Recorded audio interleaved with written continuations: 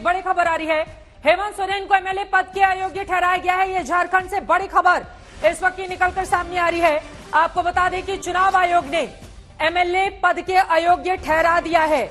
ऐसी स्थिति में सदस्यता गई तो फिर इस्तीफा देकर क्या दोबारा सीएम पद की शपथ लेंगे? हेमंत सोरेन के चुनाव लड़ने पर रोक नहीं, ये कम से कम उनके लिए राहत भरी खबर है।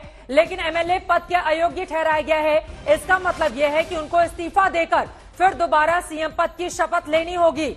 ये बड़ी खबर इस वक्त की इलेक्शन कमीशन से हेमंत सोरेन की चुनाव लड़ने पर रोक नहीं, यानी कि इसको लेकर बड़ी राहत मिली है। आपको बता दें कि पूरा का पूरा मामला जिस तरह से सामने आया, भारतीय जनता पार्टी लगातार इसको लेकर हमलावर रही कि पद के दुरुपयोग का आरोप लगाती रही। उस पूरे मामले में हेमंत सोरेन को एमएलए पद से अयोग्य ठहरा दिया गया।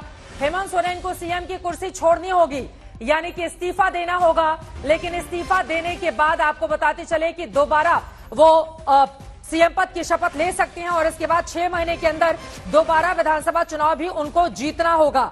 अगर उनको चुनाव लड़ने पर रोक लगा दी जाती तो फिर ऐसी स्थिति में हेमंत सोरेन की मुश्किलें बढ़ती। किसी और को अपनी पार्टी से, या फिर उनकी पत्नी का नाम भी चल रहा था, किसी और को मुख्यमंत्री की जिम्मेदारी सौंपनी पड़ती। आपको बता दें उनके ऊपर जो आरोप लगे हैं, सोरेन ने पद पर रहते हुए अनगढ़ा में खनन पट्टा लिया था।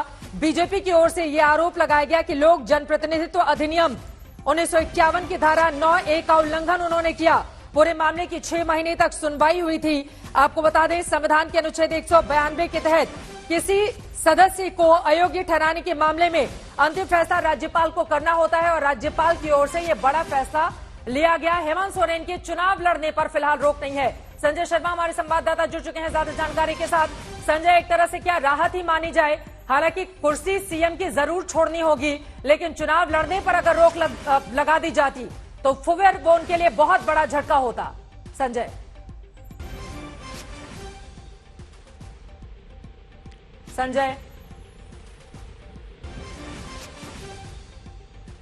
संजय क्या आपको मेरी आवाज मिल रही है?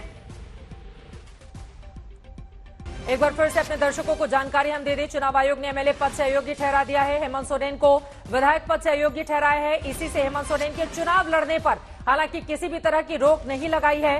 गवर्नर को भेजी सिफारिश में चुनाव लड़ने से रोक नहीं, ये बड़ी जानकारी निकलकर सामने आ रही है। चुनाव आयोग ने हेमंत सोरेन को अयोग्य ठहराया है।